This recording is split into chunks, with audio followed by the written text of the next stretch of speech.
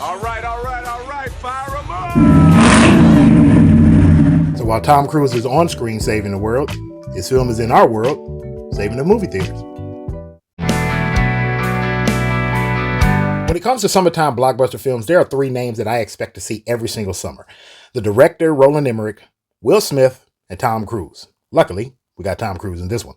So this film, Mission Impossible Final Reckoning, was actually at one point called Dead Reckoning 2, but I guess they had the good idea to drop that and call it Final Reckoning, which is not really a big deal. So just so you know, you don't need to go see Dead Reckoning in order to see this film. It does stand on its own. McQuarrie and Gingerson, when they wrote this one with Christopher McQuarrie directing this one, they specifically made these movies to stand on their own. This is still a direct sequel, but you still don't need to see Dead Reckoning to see this one. Yes, there are characters like Haley Atwell, where if you didn't see Dead Reckoning, you're going to scratch your head at some point and say, I don't know where she's coming from. What is she doing here?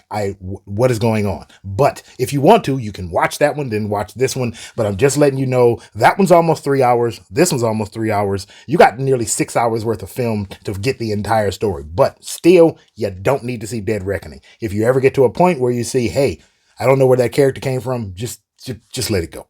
Final Reckoning is exactly what you should expect going into it. I mean, if you have any idea that this is going to be a film that has some great, gigantic story in it, then you're going for the wrong reasons. Yes, don't get me wrong. Since the Dead Reckoning came out and this is the direct sequel follow-up to it that tells the entire story from this one particular screenplay, yes, ever since that movie came out, the dangers of AI and everything that's going on in our world, it does really mirror the fact that this film centers around this super AI that's taken over, making fake stories, creating lies, and basically trying to start wars between different countries in order to serve its own purpose and basically ensure its own survival. It's basically Skynet. So yes, basically the AI is crazy. Tom Cruise and his crew is out to stop it. And that's pretty much the entire movie. You're not going to see this movie to get a great story. Don't get me wrong. It's an okay story wrapped up in it. But what we go to see Mission Impossible films for is the same reason we go to see Fast and the Furious films. And with Mission Impossible, they lean directly into it. Yes, there have been tons of memes about Mission Impossible being just montages of Tom Cruise's character just going crazy and having these long runs in and across set at some point or another. And guess what? They lean into it. They understand it. Like, hey, this is an action movie. It's supposed to just be big and loud and fancy and fun up on the screen. Is there a story in it? Yes. But you can honestly just ignore the story. I mean, you don't need to, but you can, and just look at it for the action. And believe me, the action is top tier. And you have to give it up to Tom Cruise at 60 plus years old, still playing Ethan Hunt after all these years.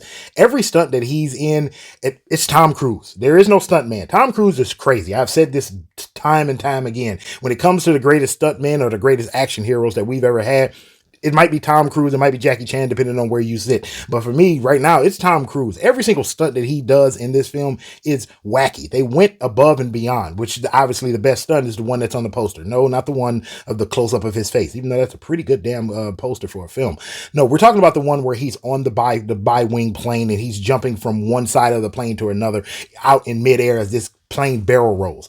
That is a fantastic stunt. And I sat there, watched it with my hands on my head thinking either he's crazy or he has a death wish. But I have no idea what company is going to insure him, which is probably why he actually started his own insurance company. Look that up. It's actually a pretty good story. And it isn't just Tom Cruise in this movie that really is good at the acting if you do dig into the story. And honestly, you do need to dig into the story. Ving Rhames, Pom Klementieff, Angela Bassett, Simon Pegg, Henry Czerny. There are so many names that you see in this movie. It's like, wow. Who's paying for all this? Because this is a huge cast and everybody is actually really good. Everybody plays their role. Everybody plays their part. And honestly, if you didn't see any of the older Mission Impossible films before this one, you're going to see some characters like, hey, I don't know who that is. Kind of like Haley Atwell, but you won't see them in Dead Reckoning. You're going to have to go back a few films in order to see who these people are. And honestly, that's a good thing because as far as film franchises go, and yes, I know we have way too many film franchises going on in the movie theaters right now, but this is one that honestly stands. Now, is this one of the better Mission Impossible films? No, if you rate them all, honestly, it'll probably be in the bottom half for me, but it is still just a good, fun action film. There is not a lot to chew through. This is sit down in the theater, grab you some popcorn, and watch the film and enjoy the stunts, enjoy the action. That's what this film is for. That's what they gave us. You don't need some gigantic story in order to make this film fun. Is there a story in it? Yes, again, there is a story in it. The whole point of the entity, which is this super rogue AI that's causing all these problems around the world, and Ethan Hunt and his team out to try to stop it, but they have a villain that is trying to actually help the AI because the AI has tapped him to be the leader of the new world once it takes over. Now, that's a good story, but you don't need to dig into the story. This is about action. This is about fun. This is about stunts. And believe me, you get that in spades. The only two problems I have with the film, quite honestly, well, number one is the villain. There's nothing really wrong with him, except that you look at him and you think, you're boring. I don't really see why you're menacing, and I don't understand why the entity is picking you specifically. Because if I'm the entity, if I'm this super intelligent computer that thinks on a quantum level, I wouldn't pick the guy that he picked to be the take over the world once I've come to power and I control everything. I would have picked Ethan Hunt, but Ethan is probably not going to do it anyway, so maybe that's why he picked him. But still, the villain is kind of boring. I don't hate him by no stretch of the imagination, but we've seen Mission Impossible movies before with the likes of all the villains that they've had. He doesn't really, measure up to the other ones. Like I said, not bad. I like him. I just don't love him. My second problem with the film, it's not really a problem, but it is something I really think you should be warned of if you're going to go through the theater and see this. This film's runtime is 170 minutes. That's 2 hours and 50 minutes. You are going to be sitting there. Now, don't get me wrong. If you need to get up and go to the bathroom, go get some more snacks, believe me, go. You're not going to miss a whole ton because, like I said, it's not a whole lot of story you need to dig into anyway. But at 170 minutes, I still got to warn you about it. Yes, between this and its predecessor, Dead Reckoning, Final Reckoning is a very long movie, and they're both quite the same amount of time. So even if you sit at home and you've never seen Dead Reckoning, but you want to watch both of them to get the complete story, that's a 6-hour commitment, or damn near a 6-hour commitment. I'm just letting you know before you go into it. So what did I think of the film overall? Yes, this film is very much over the top in the vein of, say, Fast and the Furious, but it is still very grounded and still a lot of fun for an action film, especially a spy action film like James Bond. This film is somewhere in the middle. And yes, when they made this film, they know very much about the memes of Ethan Hunt running, and they threw a good 2 or 3 montages of Tom Cruise just taking off and running across some field or down some street in this film. But that's its thing, and they leaned into it. Over the top action, over the top stunts, fast pace, lots of witty dialogue, a couple of jokes here and there, which is very much part of the franchise. You get exactly what you expect from a Mission Impossible movie. Again, is this one of the better Mission Impossible movies?